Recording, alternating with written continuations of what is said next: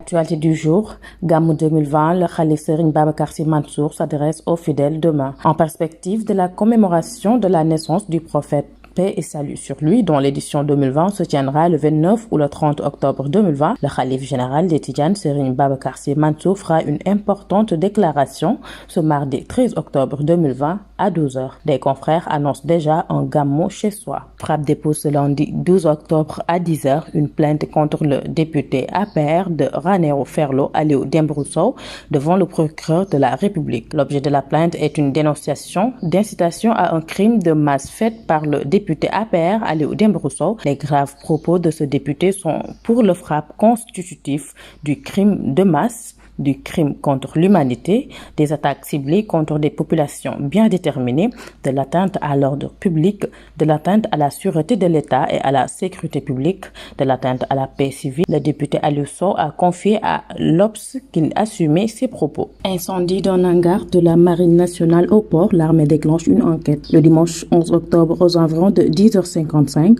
un feu s'est déclaré dans un entrepôt des armées situé dans la base navale de l'amiral Faye Gassama. Le personnel d'alerte de la brigade de sécurité de la Marine nationale s'est immédiatement porté sur les lieux pour contenir le sinistre qui s'est propagé très rapidement. L'incendie a été éteint au bout d'une heure 30 minutes. Tous les locaux et bâtiments adjacents aux 10 magasins ont pu être préservés, mais l'étendue des dégâts matériels est en cours d'évaluation. Aucune victime humaine déclarée. Les causes de l'incendie seront déterminées à l'issue de l'enquête qui sera diligentée dans les meilleurs délais, assure la DIRPA.